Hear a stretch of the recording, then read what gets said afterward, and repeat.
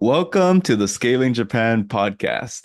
I'm your host, Tyson Batino, and on today's episode, we have Yuga Koda. He is the co-founder of Nihonium, which specializes in helping SaaS companies enter the Japanese market, guiding them through the entire process of market entry, from generating leads to closing deals. Today, we'll focus on entering the SaaS market in Japan. So great to have you on the episode, Yuga. Thanks for having me, Tyson. If you could give a little bit introduction and your background also in SaaS, because I know Yeah, you have a nice yeah, history in Japan. yeah. So I got introduced or got into the software as a service space because I was at a small private equity firm that acquired small SaaS startups. We would actually operate them ourselves. So I was there for about 5 years, and during that 5 years, I split my time between investing in software startups or acquiring software startups, operating software startups. I left that last year. I knew I wanted to do something still within software. As I was thinking of ideas, a business partner approached me. My current business partner approached me, asked if I wanted to work on Japan entry with him for software startups. Told him I would think about it. Literally 2 days later, someone within my network approached me asking if we can help with, or if I knew someone that can help with Japan entry for their startup. I was like, I guess we could do it. So that's how everything got started. So we were in a super fortunate position where, as we started, we had our first customer. And that's kind of how we started really getting into helping foreign startups enter the Japan market.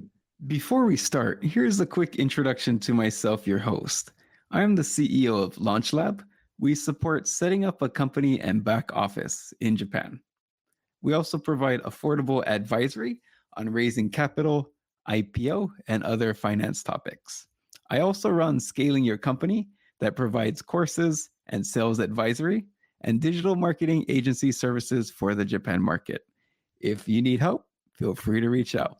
So for Nihonium, you guys help with Japan entry for software in the SaaS industry. And I think the steps you do is kind of like validating the Japan market for companies and helping them navigate local nuances. But could you give a little bit more details Yeah, into yeah, why this process is important? yeah. So my experience with talking to people, companies that are considering Japan entry, their thought process has been very binary in the sense that, they want to enter Japan by setting up an entity, hiring a local team, or not do it at all. There's actually a big gap between setting up an entity, hiring a local team, and not doing it all. You can do a lot in between, right?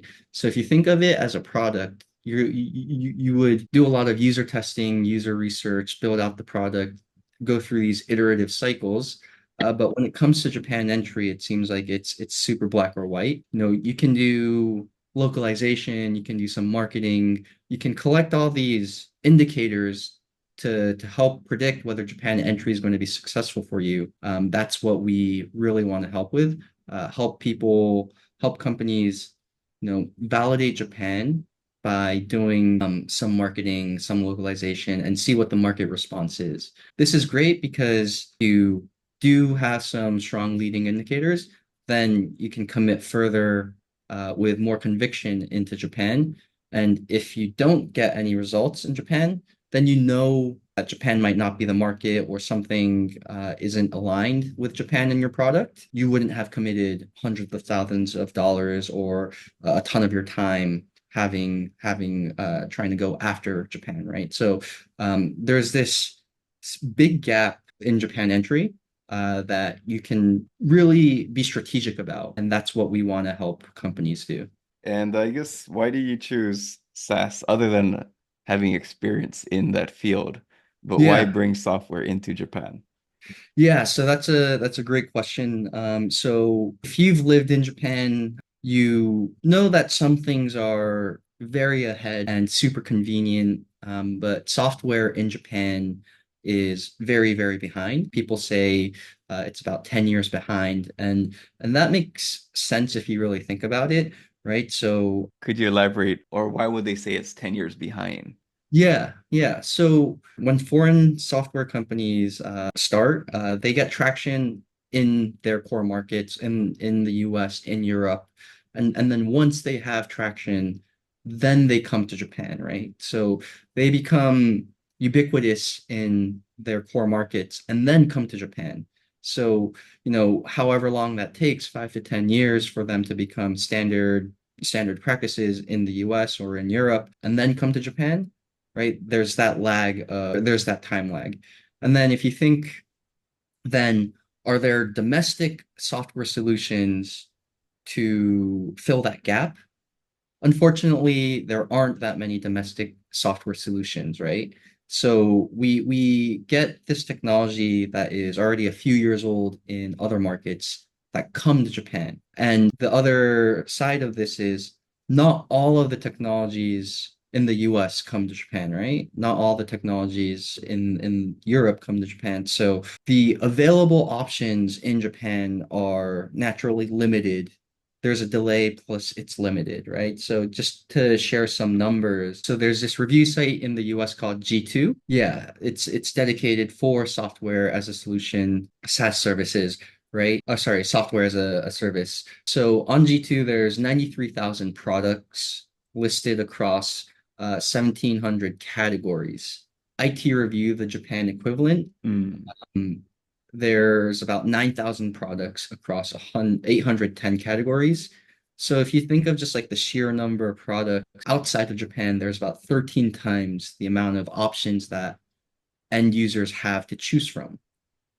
So we have to take that with a grain of salt because IT Review might not be as robust of a platform. Not to, sorry, let me rephrase that. IT Review is great. G2 just has a ton of traction. So, taking a look at like specific categories, CRM, G2 has close to 700. IT Review has close to 100. There's this gap of number of options available outside of Japan. Our thought process in servicing Japan with foreign software is it's a win-win situation where the foreign SaaS solution can sell into the Japanese market significantly less saturated, right? End users and buyers have more options to choose from. Japanese buyers have more options to choose from, right? So there's this opportunistic space where it's really a win-win for both the supplier, the foreign supplier, and the domestic buyer. So yeah, I guess that 10 years delayed, it could be in the quantity or like the options you have available. Were there any other areas you think it's 10? So I guess we might say it's a little bit delayed in design. Any other areas Japanese software is lagging? Yeah, design practices. So I used to run a design company before it was acquired by the portfolio company. I stepped in as the portfolio company CEO. Design's a really big one. There are design agencies in the US, left and right. In Japan, there aren't as many more complex ideas of like design systems and design ops, which is kind of a design version of DevOps, right? So like those practices are still behind in Japan. Development, I'm not quite sure if there's as big of a gap now. I think a lot of the catch up has happened there. Well, yeah, no, I would agree with the design. Like I do use Japanese software regularly, use it at my other company. There's just some elements of the designs like who thought of this? Like one is where like it would take us like 1 minute to find the scrolling bar because it's not automatic at the bottom. And this is like $1 billion software company. Yeah. Calling you out money for it. And but there's some other big name companies as well. Uh, Yeah, yeah, it worked. I'm a or money for it. Even though I crap on your design all the time, I am a happy user. yeah. And I think to your point, it might not just be the software, right? It might be the level of market awareness, level of market education, right? In terms of where not saying that Japan doesn't have thought leaders in this space, but the US design market is a lot more mature, and naturally there's more thought leaders in that space as well as other spaces, right? So I think um, that's a good point to mention. yeah, it really is. The maturity level is a big aspect. Design maturity, development maturity, that I think the US in particular is really ahead in a lot of these aspects. And I think you had one other thought for why bring software to Japan. And I think there just isn't enough domestic startups who fulfill the gap, right? Yeah, yeah. So are domestic startups really filling that gap? Not really. But there's a need for software solutions, right? So what if we create this locally optimized what if we locally optimize foreign products so it feels good for Japanese end users to use them? I think that is a really viable niche for a lot of foreign software companies considering Japan. Awesome. Thanks for sharing that. And my next topic, I think, would be so if a foreign software company wanted to enter the Japanese market, what are the Japan entry options? So there are few Japanese Japan entry options, some more readily available than others. Some entry options that I've seen are setting up a joint venture with a Japanese consulting company or Japanese entity. But this option is really limited to companies that are doing like $100 million plus in annual recurring revenues, have a global brand. I would say this is really the surest way to success in Japan since you're leveraging their networks, their presence in Japan, but it's not available to everyone, right? They get to choose who they want to work with, and they make sure they do their research and make sure that whoever they work with are going to be as close to guaranteed success as possible, right? So joint venture is one way that I observe, but it's not very available to most people. The second option is setting up an entity yourself. This is, I guess anyone can do it, but there's constraints around budget, right? If you want to hire a team of three people, it could cost you, a couple $100,000 a year, including back office costs, other costs, right? And then there's a lot of key person risk. So if you hire a country manager, you really, really want to make sure he's the right person, because that person will make or break your success in Japan. Ideally, you would have validated Japan and have some strong indicators before setting up an entity yourself. Mm, The next option that I've seen work and fail uh, is working with resellers and other partners or other distributors.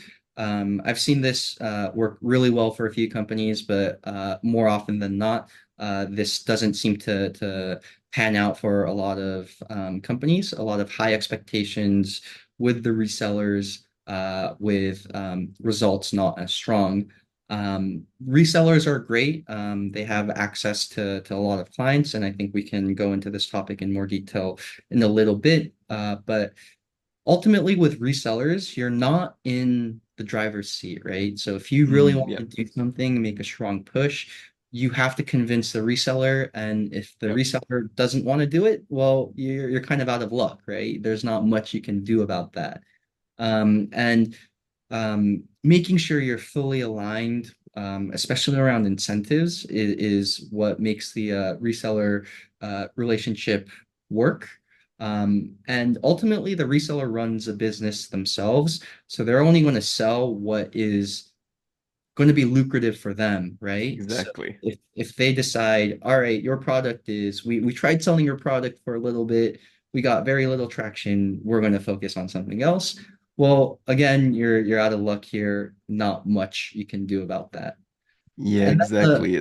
They're sorry. really looking for winners Exactly, right? because let's say they have access to a network of companies that's really hard, to get in yourself. It'll be really hard. It's taken them years to build these relationships. Mhm. And yeah, and if they, bring something that's maybe the localization is kind of bad, or the sales material sucks, or just other issues with the software, like where it hasn't been like a little bit localized for the Japanese market. It's if you let's say they can sense how focused you're on the Japanese market Yeah. and they'll respond with equal energy or lack of energy in this case. That's true. That's absolutely true. And we resellers, it's a lot of the times give and take. And you know, this is the energy aspect that you mentioned. The more energy you give, the more energized they'll be. The less energy you give, the less energized they'll be. Zero product market fit, it'll be hard to convince a reseller to even take you on in the first place. If you have some leads to share with them, they'll be more open to bringing you on. And I can give a similar case. So I do advise startups, but in Mhm, my case too, I have to be very careful with sometimes the startups I work with. If I mhm. work with a startup and it fails, people might blame me even though I'm giving them a chance. Like normally, let's say if an investor wouldn't give them a chance, but I'll say like, okay, I like you guys a lot. I'll give you a chance. And so like if if I were like, purely self-interested and wanted to maximize things, the logical strategy would just support startups who are going to win. Then I could use that to, let's say, strengthen my name and then let's say get more clients much more easily. And so I think it's kind of a similar thing with them too. It's and that's one strategy for growth is just choosing winners to work with. And Yeah, then absolutely. you can take all the credit, even though when you work with winners, maybe you help them win faster, but they were going to win eventually. Yeah. If resellers they work on revenue share, right? So if there's no revenue to share, and there's nothing there's no opportunity, right? So if there's more revenue or potential revenue that can be shared, then they'll really focus on that. And if there aren't, then they'll really not focus on your product, right? I've seen many cases where companies will uh, bring on or they'll sign up with a reseller. They're super excited about it, and after like initial 2 3 months, crickets after that, and then all they the only thing being offered to them now from the reseller is just being slapped on their catalog of products, right? Yeah. And like, well, so I think we'll mention later, but for scaling a company, we do have a very good course on the sales and marketing deck, and you've written one of the best articles on the sales and marketing deck. But I sometimes have to deal with these bozo foreigners, and like sometimes there'll be even like seed series B round, and they're like, "Oh no, we got a partner, and they're gonna take care of all of that." And it's like, it's like no, the reseller, they're gonna try to do as minimal as possible, Exactly, and you have to exactly. educate them. So, Yeah. It's the expectations from the resellers and the expectations from the SaaS solution provider um, are many times not aligned, and that's what's causing the friction, right? So, like you said, oh, the reseller will do that. The reseller will do that if and only if they think it's going to generate revenue, right? They're not going exactly. to do it out of the goodness of their hearts, right? So, As opposed to someone who they have an amazing, they have a very good sales deck. It's tailored to the Japanese market. They've gotten clients on their own, or maybe they worked with Nihonium. They worked with Nihonium. You got them some success cases, and they're like, we did this case. We've done it ourselves, or we worked with this partner. It's proven. Here you go. It's like a franchise, basically. mhm, We've done it. We've proven it. You just run with it. mhm, mhm. And so. Yeah. So I think probably sometimes your frustration dealing with startups, I get the same frustration as well. It's like, stop being so short-sighted. Like the course is only 33,000 yen. Don't be a Yeah. bozo. Yeah, and I was going to touch on this a little later, but this is the perfect time to bring it up. One thing that we see companies do is they try to reduce the revenue share as much as possible, right? And a lot of the times that's actually this might be a little counterintuitive, but a lot of the times that's actually not the best thing to do, depending on where you are with your Japan entry, right? So you want to incentivize the reseller to sell your product. So initially you might actually want to be receptive to a higher commission structure. So they are incentivized to work on your product. Once you have the product market fit, once you have traction in Japan, you can either renegotiate terms or find a different reseller at a lower rate. But when you're initially entering Japan, right, you want to make sure the people working on your product are incentivized to sell your product, to market your product. Um, so, again, it might be counterintuitive, but you might actually want to give um, uh, a more rewarding revenue share structure, and that might incentivize them to go above and beyond rather than um, the basics. And I think I actually don't like the term reseller because I think it makes you kind of look down. It kind of gives like look down on them in a way. Like they're in Japan, they're actually your partner, Yeah, as opposed to if you use the term reseller, it just make you look down on them. But kind of like what I think what you said was exactly spot on. It's you got to treat them like a partner. yeah, exactly. And these relationships, it ultimately is a human to human relationship, right? So, if you treat them well, they'll reciprocate. If you treat them poorly, they will not want to work on your product, right? And were there any other kind of ways of entering the market? And the last one is other working with other entry partners, which is perfectly fine. There are people out there, but at least for us, we focus strictly on software as a service. So our domain expertise in this space is I this is where we focus on, right? That's all we do. Uh, between the teammates, we've all have combined experience of working and operating in leadership positions for maybe six software companies. So we really understand the ins and outs of software or software as a service in general. Yeah. I'll add one more entry path, and that's through accelerators.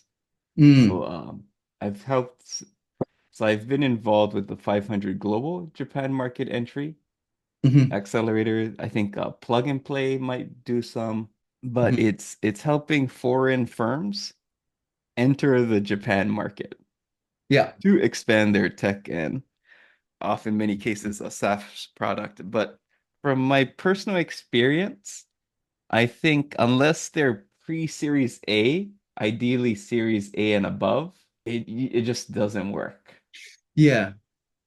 And I would say a lot of the times going global too early, and this is a trade-off. Sometimes is a good thing, sometimes is a bad thing, right? A lot of the times you want to focus on your core market, get traction there. So the companies that we work with generally have decent traction in a different market, whether that's Korea, Europe, Japan, or Korea, Europe, uh, and the US. Um, so the companies that we've worked with usually doesn't include companies that are on the path to finding product market fit in their current core market. Yeah, so I think, yeah, that matches exactly your case. You know, they do need to have some traction. So I think if you're just looking for the right market, the only exception is I did bring one seed stage company to Japan for the program, Uh-huh. but in their case, their Japan case was so strong that like Japan is their number one market in the world. Yeah, and I think those exceptions do exist. Um, Japan is in dire need of this is just a random example, but like with the aging population, health tech, especially elderly care, might be will be a serious need, is a serious need, and if that's the niche that you work in, um, then Japan could be a really good option, right? So uh, aligning your product with the market needs is definitely a good thing, and just in regard to Japan. Um, there's a general need of more software in Japan. So that's why we're opportunistic with SaaS as a whole space in Japan. And yet, so I think the other entry partners could be through an accelerator and let's say a service like Nihonium where you guys can help get that initial traction. Mhm. But yeah, my general thought is if you don't have, let's say, traction in your home country, in general, please stop wasting our time. You just I, waste it. I wouldn't go I'll say that strongly. It's I wouldn't go as far as that, but I'll give some background. It's I would say in case of the pre-seed seed stage companies I talk with, I'll say maybe 1 in 20 is worth talking to who want to enter this. So that's why I say it very strongly because 95% I think is like don't waste. I have a very and strong opinion just because I've met 50 plus people and maybe yeah, only two I yeah. think are still here. You have more data than I do, but more just from an operational perspective, and this is more just my operational background speaking. It becomes a distraction if you are, spreading yourself thin. There is going to be a right time to enter Japan, and that's when you want to fully commit, right? So, and we can go into this a little later as well. Yeah. That is a great point, yes. So it doesn't mean, even though I say strong comments, it's not saying don't enter Japan. It's just saying focus on your current market right now. Yeah. There's going to be a time, and maybe it's just not now. Yep. And I do say it strongly. The reason for that is I think if there's less, less people wasting people's time, like people like myself, we have more time to focus on the people who are really serious about Japan Hmm. and we can get more results and make a change. So I say Hmm. it strongly because I think they actually kind of prevent Japan from seeing more results because Yeah, they're distracting time away from the mentors, potential advisors, and yeah, resources that should be more focused on the winner or people who are really serious about Japan. yeah. But you could also, when if you think of it the other end, like your comment of saying, "Hey, this focus on your core market," is also a positive reinforcement for them to focus on their core market, and when the time is right, they can approach you again, right? So it's all you're like nurturing that relationship for potential future entry support. Hello, listeners. I'm excited to announce my live cohort course to help you increase your sales in Japan. Many foreigners struggle to turn first meetings into second meetings because they lack a sales pamphlet that follows the standard format in Japan. Even if you have a good first meeting, your internal contact will hand over your current sales pamphlet to the decision maker, and they'll take one look and say, they don't get Japan. My live 4 session cohort course will teach you how to make a sales pamphlet in English using the standard format in Japan. You will receive a sales pamphlet template, more than 10 examples from Japanese companies, and a lot of feedback so you can end the course with a sales pamphlet that gets more meetings and therefore more sales. Getting one extra deal will more than pay off the course, so joining is a no brainer. You can find more details of the course at scalingyourcompany.com/sales pamphlet. And we'll have a link in the show notes. Yeah, it is kind of nurturing, but yeah, no, I was disagree that they should do it when the timing's right. Yeah. And a lot of the times they might not know when the timing is right. And that's Yeah, where the mentors have to help educate, okay, right now is not the good time. I Let's think see how that's you that's a very fair point.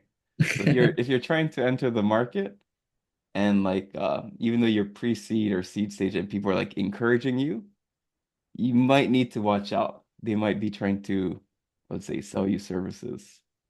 I agree with because we also say like we're pretty transparent about that as well, where it's like you might want to consider delaying Japan entry a little bit because our impression is you need a little more traction in other places before considering Japan, right? Yeah, we'll do it for you, but this is the warning. And I think in your blog content as well, I think you guys are I'll say very kind of open. And so I Yeah, really like your guys' content.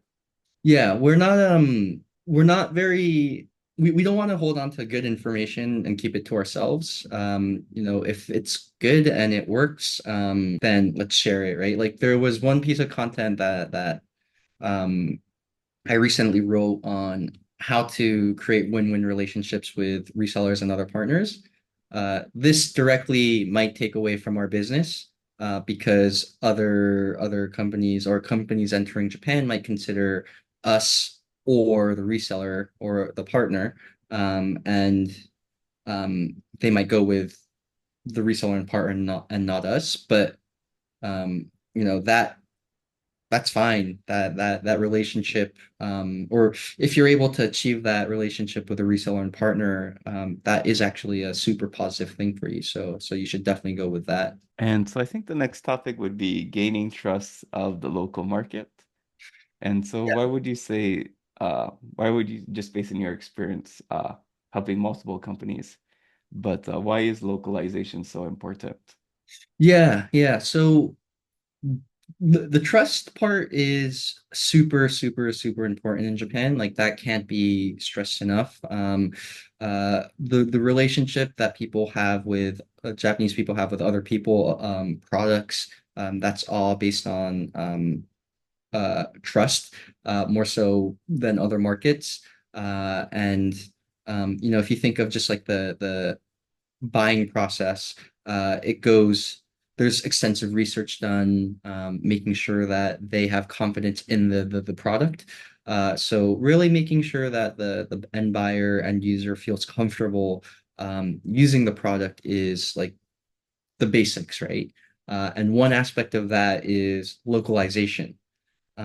So just to share some numbers, this is more on the B2C side. Um, uh, Generally, like 40% of people won't buy products in other languages, and 73% want reviews in their native language, right? That makes sense. And there's a strong preference for your native language, and more so in Japan because the unfortunate truth is that English proficiency in Japan is super, super low. So there was a survey done that measures English proficiency out of 113 countries, and Japan ranked 87th in 2023, right? So Japan English proficiency is super low in Japan. So from that perspective as well, like if you think of user engagements from users within the product or adoption, if the product is not localized, then you would probably see an immediate drop off, or at least the conversion rate there, engagement rate there would be significantly lower than if it were in Japanese. Yeah, and Uh, I think, and this is for consumer, you're saying, and I actually think that 40% number of not buying things for it, I think that's low actually. I think it's probably much higher, and I would say in software it's even higher than that. yeah, right. And English English proficiency in Japan is actually getting worse, right? So in 2021, in that survey, Japan was 14th in English proficiency. In 2023, we dropped all the way to 87th. Hopefully this is the bottom of English proficiency and we bounce back up. But right now, the unfortunate truth is English proficiency in Japan is not as high as it once was. If you think of the product, people will want to use a product in Japanese.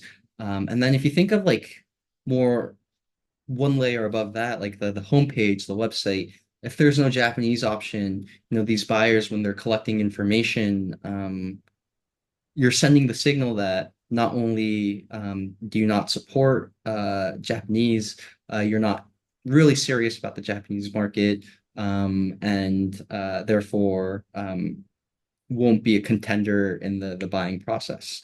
Uh, And I've seen it so many times, like if you're trying to look for a shortcut, like don't waste my time.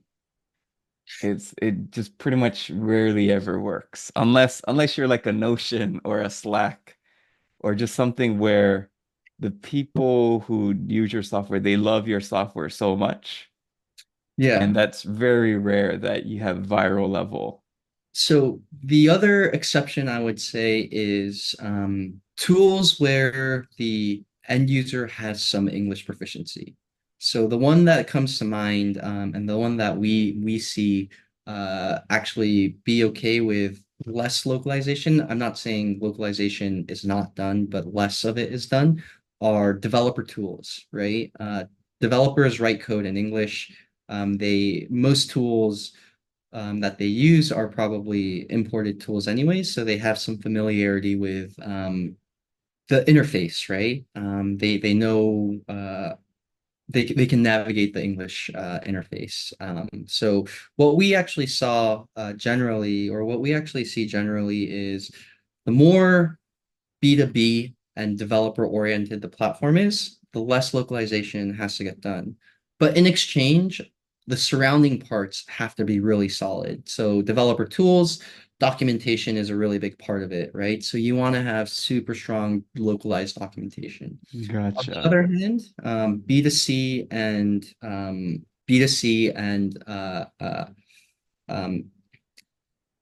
less technical tools. Those require more app localization because that's where the initial engagement is from the end user, and they see the English and it's like, all right, like I'm not using this, right? So ultimately, you want to get all of it done, but in terms of what makes the most initial impact, we've seen this kind of dichotomy of um, behavior. Yeah, no, thanks for clarifying let's say the dev because I know GitHub is used in Japan. Mhm, And mhm. what are some other tools that have succeeded in Japan with, I would say, with you'd say maybe minimum localization or Oh, somewhat. that's a good question. So not a developer tool, but a design tool. Like Figma was crushing it in Japan, with a big community, not community, but like a user base in Japan. Hmm. I think they localized in like 2022. So Oh it's wow. not that long ago, right? I think they set up their Japan office in 2022 or maybe 2021. So that's only 3 years ago. And they localized after that. So, they had traction then. So that's one that comes to mind straight off right away. And I guess back on the topic of gaining trust in the local market, I think you mentioned a lot of them have been burned by foreign companies in the past. Yeah, yeah. So a lot of companies have tried to enter Japan, and then have expectations for Japan, unfortunately can't meet them, and then will leave within a few years. So these companies, so there's naturally in Japan, there's a kind of a domestic solution first approach, and um, that gets even further pronounced because of this churning of foreign companies in Japan. Yeah, and I think that kind of goes back to your original point is if you make the effort to localize or if you make the effort to get results and then try to get a reseller, it kind of de-risks the likelihood of you being like those other software companies. Mhm. Yeah. And if you think of like a Japanese sales deck will always have like a company intro, right? And a lot of the times that will include like maybe not as much for software, but in other industries, it'll include we've been established in this year, so we've been in business for 10 years, 20 years, 30 years, and that almost kind of gives this assurance that okay, they've been around for 15 years, they're probably not going to disappear in the next five, right? Yes, I was talking to one of my clients because they had a Yuga Gaisha. I, Mhm. I, I'll let you translate later if you know what the English is. But I was like, why don't you just switch to like a GK or a KK? Makes it sound more, make your company sound more modern. It's like, no, that's gonna negatively impact our B2B sales because this type of corporation no longer exists. you can't get it anymore. People know you've been in business for a long time, so it's actually very valuable now. Yeah, I was it's like, like a oh, brand, right? yeah. Yeah, sorry, I don't know the English for it. Yeah, I'm not And sure what the English is as well. and I'll look it up while we jump into the next topic. But for cultural difference, tell us more about some cultural differences in maybe selling in Japan versus the West. Yeah, yeah. So, what I've seen having exposure to both ends is cultural differences both manifest themselves both in kind of the website and the buying process. So on the website, Tyson, you and I have discussed multiple times the CTA, the download document CTA. So generally in Japan, the buying process is democratic and done by a kind of a committee, right? Like a buying committee. The start of the process is so the person leading that project will make a proposal, and then they essentially vote to whether implemented or not. Um, to create this proposal, people want information, and once a proposal is making progress, that's when they'll start testing out the product and validate that it works, right? But they want to collect information first. So a very common CTA call to action on Japanese website is this download documents CTA, where people will download a deck, a sales deck, and will essentially familiarize themselves with that product before even trying it out, right? In the US, people will validate the product and decide whether they want to buy it through a demo, through maybe a demo, a trial, a proof of concept, and then they make a decision. A lot of the times, the decision maker is a smaller group, if not an individual, and the decision making is relatively quick. In Japan, because it's this process, committee process, it takes longer, and there needs to be an initial research and validation phase before they validate the product itself. So that those are the main differences. So if I just summarize it, Japan tends to be longer than the US. It tends to be a more democratic approach rather than a top-down approach in the US. Democratic means a lot more people involved A lot in the more people decision, involved. Yeah. A and some who committee may not, based. and some may not who may not actually even use your software. Yes, yes. That's a really good point. A lot of the stakeholders are not end users.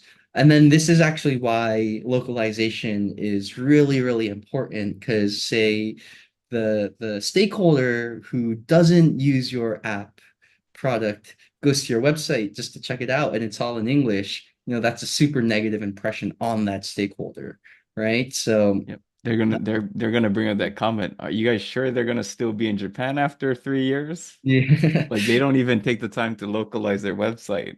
Yeah. So there's as a service provider, you have to go through this long process to close a deal. But on the other hand, you get super loyal customers, right? Because they've done all this research, they have conviction that your solution is the right solution. And also, they don't want to go through this again, at least for the near future, right? They don't want to be the process of implementing a new tool, new platform, new solution, it takes a lot of time, right? So they can't be doing this over and over again.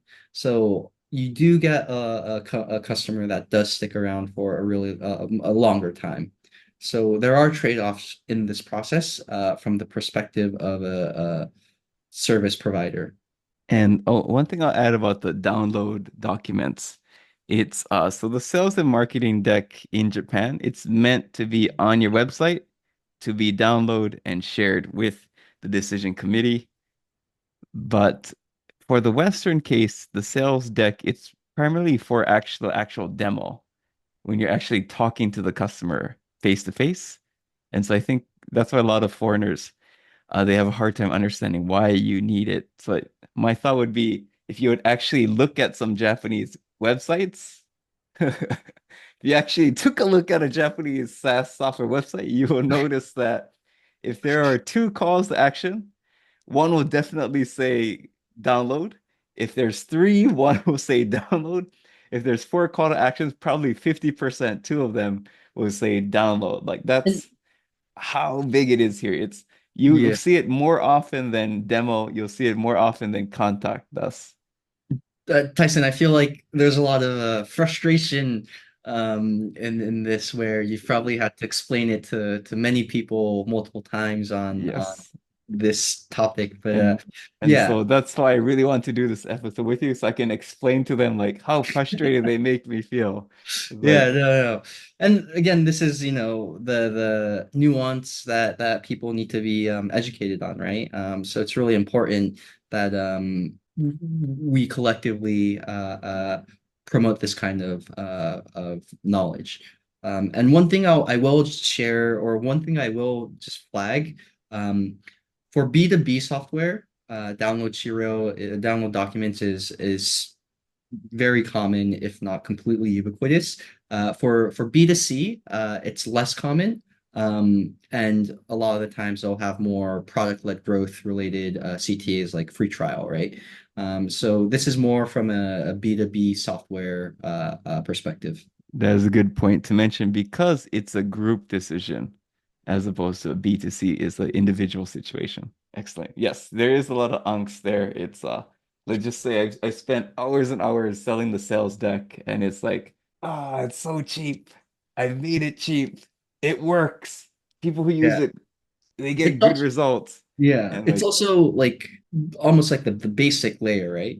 It's part of the yeah. website, which is one of the first things that people see. So it's not you want to get this right as early as possible. So I do like you can be the mediator. It's just I've had so much time wasted that that's why I'm so passionate about it. And let's see, if people know me, like I'm all about getting results or doing what's effective or the most effective thing. So if it's I'm very passionate about something, it means that it's something could be much more effective and I want to push in that direction. And that's why there's so much energy there. Mhm. Yeah, you covered sales cycle in Japan already. So I think we'll dive next into marketing in Japan. Oh, sorry, I Yeah. forgot one thing. For localization, in November, so this episode should be coming out either end of September or October 2024. But in November 2024, we're doing a seminar, free seminar on localization in Japan. And I think the two guests are more on the B2C side. So I'll be representing more of the B2B side, but they'll just talk about kind of the nuances of localization in Japan.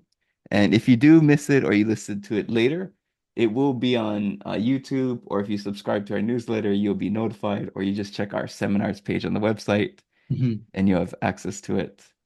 And since we're going to jump to marketing, one more thing about sales, sorry, is in October, we're going to be doing a seminar on B2B sales in Japan with Evan Burkowski, who's a seasoned, not, he's a seasoned country manager.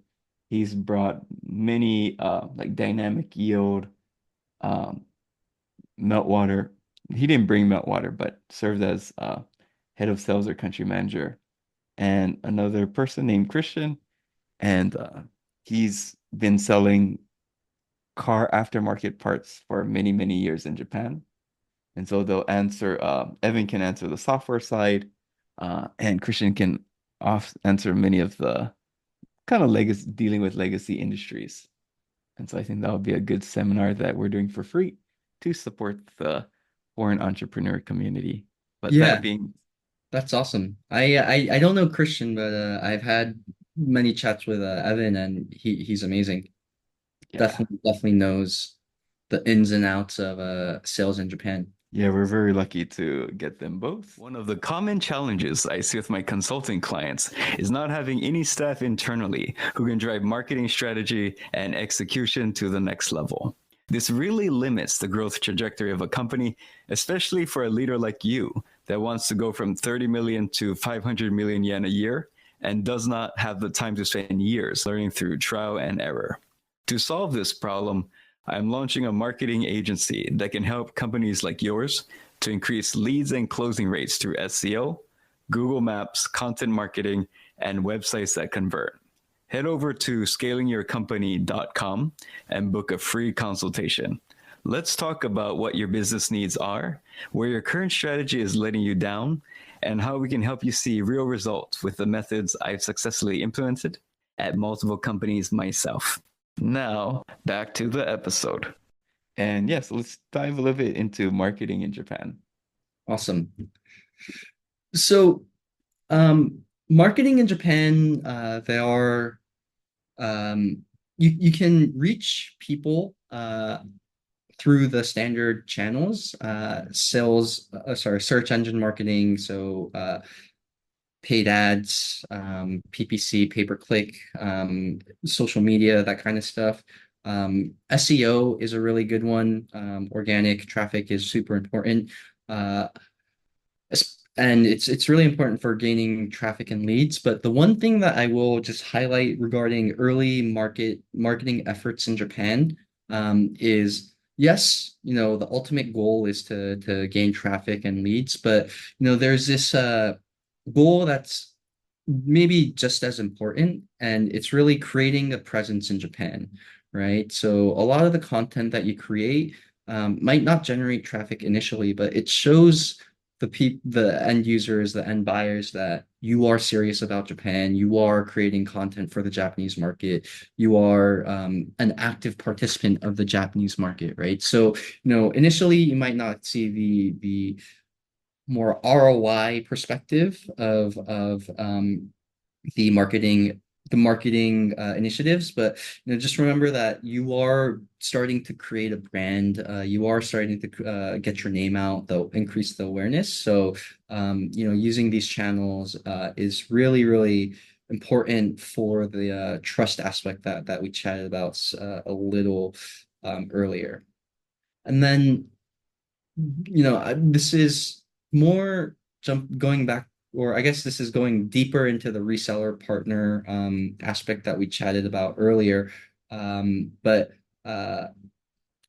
in Japan, not everyone is searching for the most up-to-date software. And this is really important because the people that are coming through your direct marketing channels, so your SEO channels, your paid media, paid pay-per-click SEM channels, those are the people that are actively looking for new software to adopt. But the majority of people, especially around small and medium-sized enterprises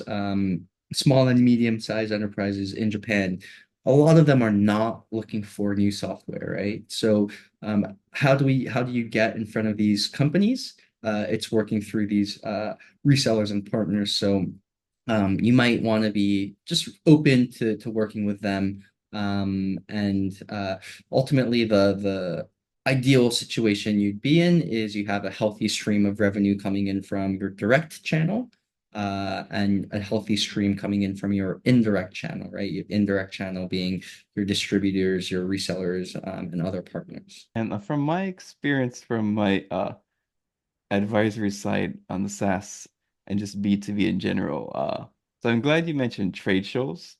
Like things that has worked really well for my clients is doing trade shows, which we Yeah. also have a course for. We just made a course for, Yeah. and it's like 20,000 yen. So And trade shows are really, really strong because so the people that might not be looking at software solutions on a day-to-day basis will spend 3 days a quarter to go to these trade shows and get everything they need, right? All the information that they need. Um, so uh, and we do have some data for that, like for doing our research to create the course. I think 50% of people who go to the trade show, they're either, I think it's probably like in the 15 to 20% range are looking to buy something, but 30% is looking for information for a problem that they'll want to solve or that they know they'll have to solve. And so 50% of people are, let's say, our potential customers. In the yeah, remaining 50, it's people who are they're doing research on competitors, just doing some market research in general, but at least 50 to even up to 55, 60% are actually looking. Yeah. And then just to share some numbers, um, when people when people sorry, let me come back to trade shows in a second. But in terms of where people are looking for new software, the top four sources are search engine, so search on search engine. The second is search on social media. So social media is actually quite an amazing medium. Seminars and webinars is next. And then trade shows is actually fourth, right? So Ah, trade shows are super, super important in interesting. reaching people that are maybe not looking for software every day, but definitely need to be adopting new software, right? That's Um, it. Because also yeah, I think if you're a foreigner as well, doing the webinar might be a yeah, bit harder to do a webinar as a foreigner, but if you do a trade show, you know, it's easier to, bring someone in yeah. And to trade go and shows talk are to them. great because they are it's super intensive commitment, but it's like 3, 4 days at a time. You have a booth up. I was working with a company recently. They were struggling with SEM and SEO. They were in a super crowded space in terms of keywords and being able to rank for those keywords. Best marketing initiative so far has been trade shows So for like that. are all my clients who've done trade shows who have a good product, all of them have gotten corporate clients. Yeah. And Um, some have gotten, like top 100, top 300 level companies in yeah. Japan. And the other one was the other thing that works, it goes back to the sales and marketing deck. But you're talking about SEM or yeah, it's like just doing search engine marketing, doing Google ads for like, Google, if someone searches for something, we found the other thing that works for foreign companies is creating a Japanese website, having the sales deck, doing the Google AdWords. Someone clicks on the ad, goes to your website, they download the sales and marketing deck in Japanese, they give up their phone number, you call them up, you set up a meeting. And one thing I will add with trade shows and why they're super effective in Japan is this culture of business cards, right? So I've been to a few events in the US. I wouldn't not they're quite not at the scale of trade shows, I'd say, but you talk to someone and if they're not interested, they just walk away and you don't have their contact information.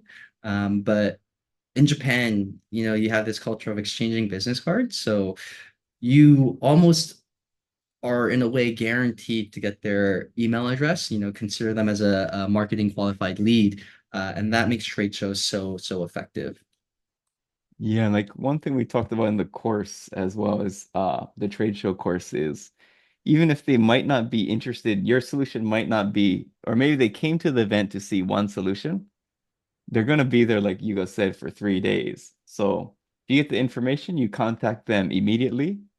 They will check the information and maybe they'll come back on a different day. Yeah, yeah. And they're almost never going to attend they're not attending a trade show just to look at one company, right? They're essentially window shopping on what's available in the market. So they might have a specific a need to like improving security, for example. And then they'll go to the security section of the digital transformation expo or something like that, and see what would be a good fit for them, right? So, yeah, trade shows are great.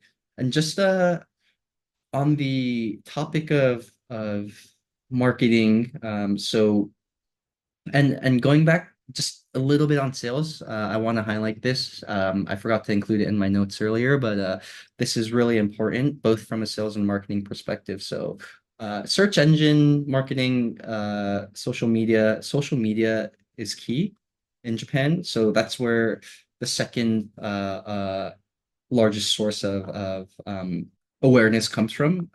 And people use different social media mediums for different aspects, right? If you're B2C, you might want to be on Instagram more than Twitter. If you're more B2B, you might actually want to be on Facebook. Facebook has a super unique use case in Japan. A lot of people actually use it in Japan as a LinkedIn alternative. And then for LinkedIn, there's I think only around 3 million monthly active users in Japan. So actually not a very robust platform quite yet in Japan, right? It's growing, and I think LinkedIn has clear objectives to get it to be a super robust platform. But understanding which social media platforms are going to be good for your business, B2B, B2C, are you a service? Are you uh, more of a consumer product, right? These things will help you narrow down which social media platforms to work on. And then one last thing, kind of bringing back it's in an intersection of sales and marketing, is case studies. Case studies are so important for B2B sales and marketing, right? So if you look at a Japanese website, they will, a Japanese B2B SaaS website, and compare that to a US website. The US might have like a customer testimonials, one or two there. Japanese websites will usually dedicate an entire portion of their website to case studies. And this is really going back to the trust aspect, where if there's a lot of social proof, then other buyers inherently feel more comfortable and feel like they can trust the product more. So, from a sales perspective, success studies, so case studies, is actually the number one most important piece of sales collateral that people consider. Or yeah, they consider case studies the most important piece of sales collateral. And then from a marketing perspective, uh, or I guess kind of in a different survey. Or let me tie into that one. We're talking to Evan, and he said an interesting thing that in Japan's case, it's the question like if you show your deck to somebody, you talk to someone, they're like, "Who have you worked with?" Versus in the West, it's more like, "What results have you gotten?" Yeah.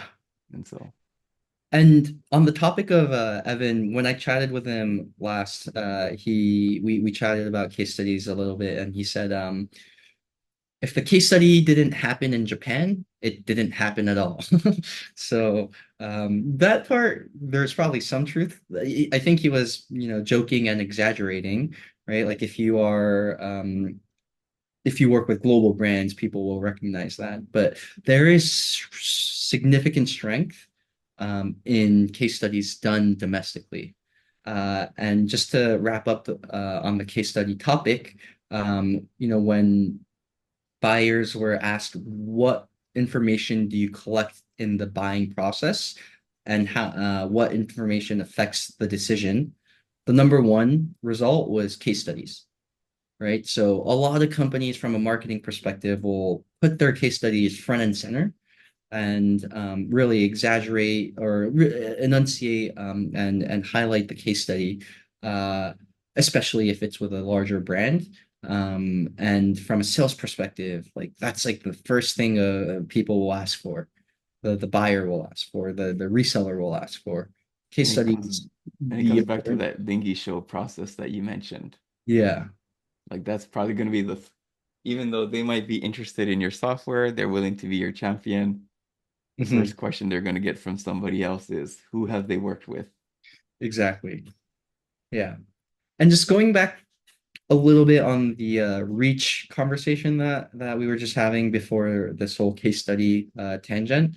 Um, no, So you want to have this balance of ideal balance of direct marketing and direct sales and indirect marketing and indirect sales. Just to share some numbers on this as well. 99.7% of Japanese companies are considered small and medium-sized enterprises. 24% of their buying of software is through direct sales, right? So direct sales is working directly with the service provider. 43% of their buying comes from local IT sites and local IT vendors, so indirect sales, right? So working with these resellers. And then another 4 to 26% comes from other referral channels. So if you think about it, like the indirect channel is about 2 to 3 times the size of direct. So you want to, they have this super, super unique reach. And on the other aspect of working with resellers, especially early on, is you still don't have trust in the local market. In When you first enter, you can actually leverage their presence in Japan, their existing presence in Japan, and they are essentially vouching for you, right? So that's another positive of not only their reach, but their credibility in Japan is super positive. And then just going back to our earlier conversation of some parts of resellers' engagements don't work out. Um, just to share some numbers here as well, only about 10% of companies get approved in the first place, right? So you have to show that you are going to be lucrative for them. Um, and even if you clear that initial hurdle of being one of the 10% that gets selected, about 44% of resellers will have 2 to 5 competing products, and about 25% will have 6 or more competing products, right? So like close to close to 3/4 of the resellers that you might be working with have competing products, right? So how do you stay relevant in that realm?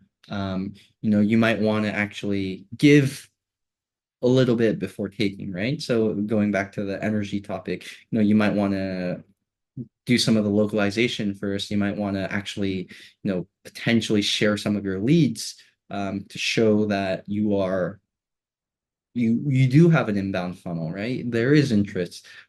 So just to um, wrap up on the reseller, the indirect marketing channel, the healthy way of approaching indirect marketing and sales is to ideally have a good balance of direct and indirect sales, right? If the indirect marketing and sales channel turns off because you're not in the driver's seat, you still have a decent direct sales channel. And then in terms of having a healthy indirect sales and marketing channel, giving before taking generally is a good a rule of thumb, because you want to show the reseller that you are going to be lucrative for them. Yeah. So kind of I went through, think that was a good point to mention how to really balance a balanced approach so yeah. you have all bases covered. Yeah. Please And we continue. just went through a ton in terms of the marketing. You want to have your, standard marketing, SEO, SEM, social media, trade shows in Japan are great. And then you also want to have your indirect channel. And all of this combined will lead to a super healthy funnel in Japan. Cool. And we'll finish off, I think, with some just final advice for startups entering Japan. Yeah, yeah. Tyson, you asked me, like by stage, but I'm actually gonna have more general advice. So the first thing is when you're considering Japan entry, you should have some indicators that support your decision, right? So do you have leads coming from Japan? Do you have traffic coming from Japan?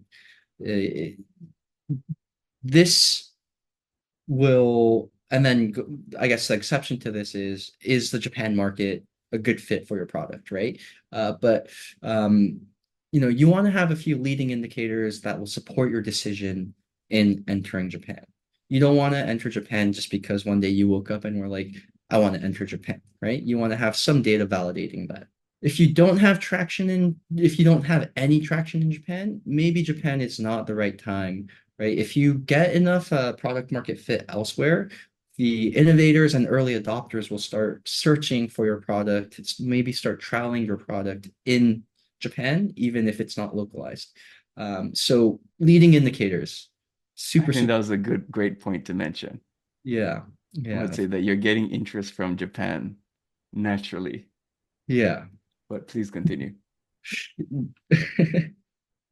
And then the next thing is, we chatted a little bit about this as well. But if you decide to enter, commit to it, right? So I'm not saying commit to setting up an entity, commit to spending like hundreds of thousands of dollars quite yet. That time might come. But if you decide to enter Japan or validate Japan, I would say, not enter Japan, validate the Japan market, you want to commit to it because if you're not committed to it, it's just a distraction, right? So you're gonna have something else that comes up, and then you're going to deprioritize Japan entry or Japan validation. And when you do that, you're not going to get the results you're not going to not only get the potential results that you might have wanted, you're not going to be able to actually understand whether Japan's a good market for you, right? So say, you want to localize the website and you've localized a third of it, right? And then another project comes up, like that's not ideal. You want to make sure you actually commit and see what the traction is, right? The getting through the initial phases of Japan entry, localization, doing some SEO, doing some marketing. That's what's going to give you more insight. If you don't do that, you're not going to get much out of kind of this in between area, right? And this, I would say, putting my operator hat on, is the same for any initiative, any product, any marketing initiative, right? If you spread yourself too thin, you're not going to get the results that you want anywhere. You want to make sure you are focused on the things that you want to focus on and actually deliver on those things, right? So if Japan is something that you want to consider, you know, actually do it. Don't be like, we'll do this for now and then maybe revisit it 3 months from now and then we actually never get there, that kind of stuff. So that's another piece of advice, right? If you want to, and it's not just Japan entry, but it's more general. Like if you spread yourself too thin, you won't be able to commit to it. Narrowing your focus and actually executing on it is super, super key. And then the next piece of advice is um, don't overcommit by prematurely setting up an entity, right? So you don't want to spend too much time and money on setting up an entity without the validation, right? So commit to doing the validation, get the data that you need, get the indicators that you need, get the traction that you need to be as close to guaranteed success when you enter Japan, like formally enter Japan by setting up an entity, right? And then the next piece of advice is there are multiple ways to enter Japan. We've chatted about multiple options. Some people have found amazing success work entering Japan through resellers. Others have work through by validating Japan. So it's going to be case by case. So you wanna find what the right approach for you is, right? So it's not one size fits all.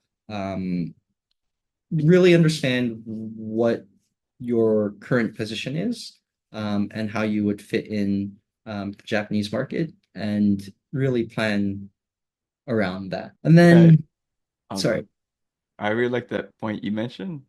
Just yeah, just something as simple as validating. So that's why I do like the service that you guys provide. thank you. Thank- You. Thanks. I think like there's a lot of opportunity for people to validate Japan. And again, like it's not going to be 100% successful in validation, but if you kind of flip the coin on, or if you take a look at the other side of the coin, like you've you're successful in validating that Japan might not be a market, right? And that mitigates a lot of time and costs that you might have dedicated to more without that validation. And then And this I one, and oops, I'll just add one point. It's more just I don't think there's really a lot of, let's say, great leadership in entrepreneurship, but one point I'll add is that if you were just to kind of dive into the Japanese market and not validate it, I actually feel sorry for the Japanese staff in terms of let's say it could impact their career. Let's say, it is an yeah, opportunity cost on their end. So yeah, I that's why I agree. like that's why I like your And service a lot.